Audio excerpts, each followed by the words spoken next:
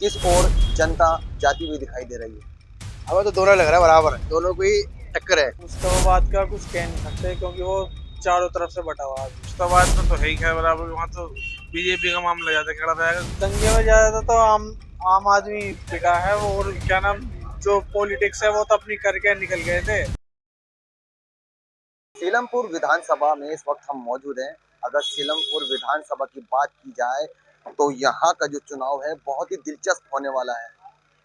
वजह आपको ये बता दें कि दोनों ही तरफ से दल बदलने का काम हुआ है।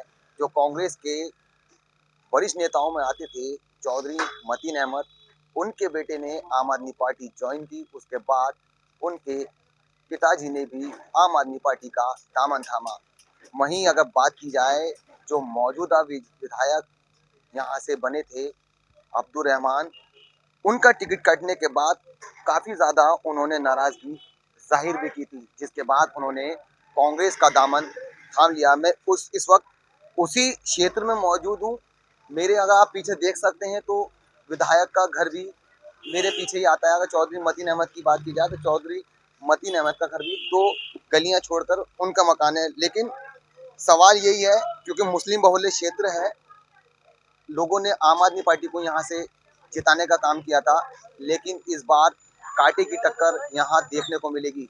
मैं कुछ लोगों से बात करने की कोशिश करूँगा और जानूंगा कि इस विधानसभा में वो किसे जिताने का काम करेंगे। सर, क्या नाम है आपका? रईस। रईस जी, आपने 2020 में यहाँ से अब्दुल रहमान को विधायक बनाया, जब वो आम आदमी पार्टी में थे, लेकिन उनका टिकट काट दिया।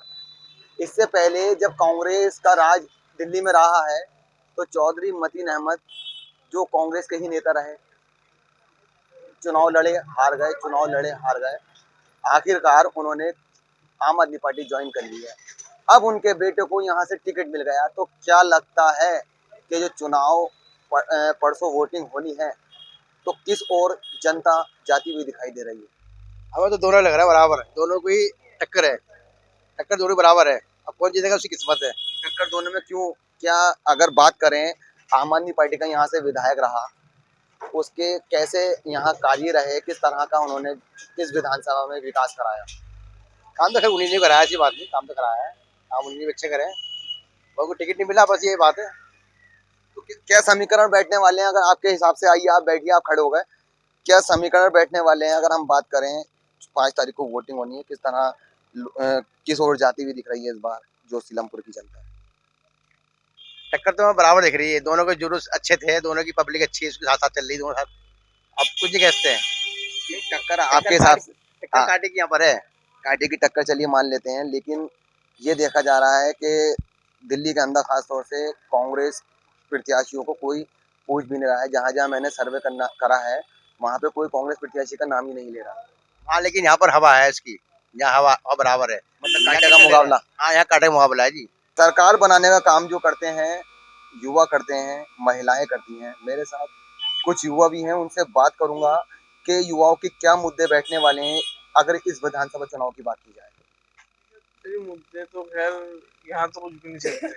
यहाँ तो सिर्फ कोई चलता है किसकी पावर है, कौन ज्यादा मजबूत है। यहाँ तो कोई चलता, काम कोई भी नहीं कराता। ना तो चौधरी मतीन कुछ कराता, ना तो अब्दुल रहमान कुछ कराता। अभी मैंने बाहर बात करी तो वो ये कह रहा है कि दोनों का कांटे का मुकाबला है। हाँ वही तो है, दोनों का कांटे का मुकाबला तो रहेगा ही। अच्छा, मुझे एक सवाल आपसे ये करना है। अब दोनों ने दल बदले, वो आम आदमी पार्टी से कांग्रेस में आ गए और कांग्रेस वाले आम आदमी पार्टी में आ गए, तो कुछ इसमें इनका समीकरण बिगाड़ सकती है जनता, क्योंकि लोगों की पसंद होती है, लोगों की पसंद होती है, तो पसंद के हिसाब से क्या सही बैठने वाला है। पर थोड़ा बहुत तो फर्क पड़ेगा ही। लोगों का इस टाइम रुझान है आम आदमी की तरफ को ज्यादातर। अब ये है, लोगों का रुझान अब्दुल रहमान की तरफ भी है। अब देखो क्या होता है, टक्कर बराबर की रहेगी यहाँ भी, हमारे यहाँ भी। अब मुश्ताबाद में तो है ही खैर बराबर, वहाँ तो बीजेपी का मामला ज्यादा खड़ा रहेगा, क्योंकि तीनों मुसलमान तो तीनों तरफ बढ़ गए। वहाँ भी, वहाँ 3 का मुकाबला हो रहा, यहाँ तो 2 ही है खैर। अच्छा, मुस्तफाबाद का जिक्र कर लेते हैं। हाँ जी। 2020 में यहाँ दंगे हुए थे, ठीक है, आपने उन दंगों को देखा हुआ, क्योंकि आप यहाँ के यहीं के रहने वाले थे, आपके आसपास इलाके से इस दंगों की शुरुआत हुई थी। अब उनको कस्टडी पैरोल पर छोड़ा गया, हालांकि वो जेल में थे, ताहिर हुसैन। तो क्या बैठने वाला है उनका समीकरण, क्योंकि असदुद्दीन ओवैसी ने उनको टिकट दे दिया है, दंगे के आरोपी भी हैं, कोर्ट ने उनको जो है कस्टडी पे पैरोल पे छोड़ रखा है। तो वहाँ का अगर समीकरण जाने तो क्या समीकरण बैठने वाला है? तो वहाँ का समीकरण सबसे ज्यादा इस टाइम बिगड़ा हुआ है। वहाँ तो तीनों त्रिकोणीय मुकाबला हो रहा है, एक तरह से समझ लो। ये ताहिर हुसैन को थोड़ा लोगों का सपोर्ट इमोशनली वैसा हो रहा है कि हाँ जी दंगों में सजा हुई भी है, तो उस वजह से उनका जोर है वहाँ थोड़ा। और आम आदमी पार्टी का तो आम आदमी पार्टी की वजह से है ही जोर। कुछ वहाँ अली मेहंदी भी वोट करेंगे तो वहाँ मामला बिगड़ जाएगा, वहाँ निकलेगी सीट बीजेपी की एंड में, ऐसा लग रहा है। जैसे वहाँ का मतलब तीनों आपस में तीनों लड़ाई लड़ेंगे और तो बीजेपी निकल जाएगी। हाँ हाँ यही होगा। 50-60% जो मुसलमानी वोट है वहाँ, टोटल 50-60% से ज्यादा मुसलमानी वोट है। अब वो तीनों में बढ़ जाएंगे, बचेगा हिंदू वोट। उसमें मान लो 10-5% इनमें से किसी को मिल जाएगा, बाकी जो एक तरफा पड़ेगा तो बीजेपी आराम से निकली पड़ी है वहाँ, तो कोई दिक्कत है ही नहीं बीजेपी को। यही देखिए है। आपने ये युवा थे, युवा के हिसाब से इन्होंने जो बात रखी है, मैं कुछ लोगों से और बात करने की कोशिश करूंगा। सर कहाँ के रहने वाले? मुस्तफाबाद की बात करेंगे आपसे। मुस्तफाबाद का ही चल रहा था, दंगे की शुरुआत वहाँ हुई थी 2020 से। आपने बहुत करीब से देखी, आपने करीब से देखा होगा उसको। तो क्या मतलब अगर बात करें किस तरह शुरुआत हुई, कौन कौन इस दंगे में मारा गया, कौन कौन इस दंगे में मतलब फंसे हैं, कौन कौन अब तक जेल काट रहे हैं, वो अगर आपने नजदीक से देखा है? यहाँ दंगे में ज्यादा तो आम आम आदमी पिटा है, और क्या नाम, जो पॉलिटिक्स है वो तो अपनी करके निकल गए थे। अब वही यहाँ जिनने दंगे की शुरुआत करी, अब उसे करावल नगर से टिकट मिल रहा है, तो उसी बात पे हो रहा है। अब उसी उसकी क्या नाम बात आपकी मुस्तफाबाद में चल रही है। देखिए करावल नगर जो सीट है जिसमें कपिल मिश्रा हैं, उनको टिकट मिला, भाजपा ने टिकट दिया, सब चीज़ आपका ये कहना मतलब कि आरोपी जो है उनको टिकट दे दिया गया। लेकिन गिरफ्तार ताहिर हुसैन हुए, गिरफ्तारी के बाद तो उनको वही है ना। ओवैसी साहब ने टिकट दिया है।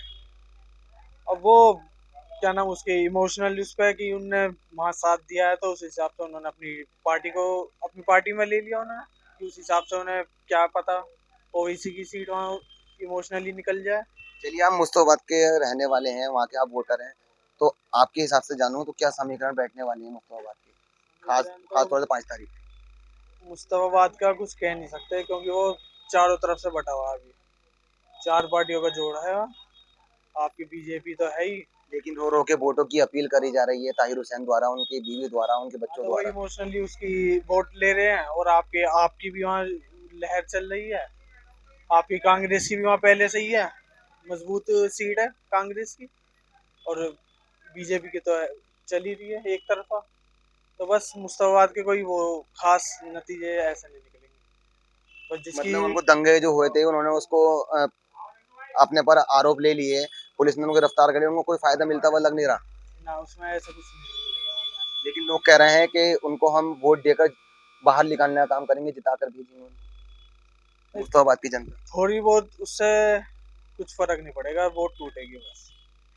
तो देखा आपने, युवा हैं, युवा के हिसाब से इन्होंने जो अपनी राय दी है, बताया है कि वहाँ का जो समीकरण बैठने वाला है वो क्या समीकरण बैठे। फिलहाल ये तो आने वाला वक्त ही बताएगा। मैं कुछ लोगों से और बात करने की कोशिश करूंगा। मैं इस वक्त विधानसभा मुस्तफाबाद सीलमपुर विधानसभा पहुंचा हुआ हूँ और कुछ लोगों से और बात करने को। सर 5 तारीख को वोटिंग होनी है, क्या समीकरण बैठ रहे हैं अगर बात करें सीलमपुर विधानसभा? क्या समीकरण बैठ रहे हैं? कोई आइडिया तो ऐसा नहीं। आम आदमी पार्टी के विधायक थे अब्दुल रहमान, वो कांग्रेस ज्वाइन कर ली उन्होंने, और जो कांग्रेस थे उन्होंने आम आदमी पार्टी ज्वाइन कर ली है। तो जो सीलमपुर की जनता है वो किसे पसंद करने का काम करेगी 5 तारीख को? आम आदमी पार्टी के सिर्फ जो बैठे हैं जुबैर अहमद चौधरी अहमद के, और ये अब्दुल रहमान तो आपके नजदीकी के विधायक हैं। अब्दुल रहमान ने इतना काम यहाँ पे कराया नहीं है, लेकिन वो कह रहा है कि सीलमपुर की जनता मुझे चाहती है, सीलमपुर की जनता के लिए मैंने काम करा है। मुझे नहीं लगता ऐसा कि उन्होंने कुछ काम करा यहाँ पे। बहुत सी दिक्कतें हैं यहाँ पे जो कि उन्होंने पूरी नहीं करी है। सीवर वगैरह की भी बहुत दिक्कतें थी तो उन्होंने पूरी नहीं करी यहाँ पे। इस वजह से जनता मेरे ख्याल में उनको यहाँ पे वोट नहीं देगी।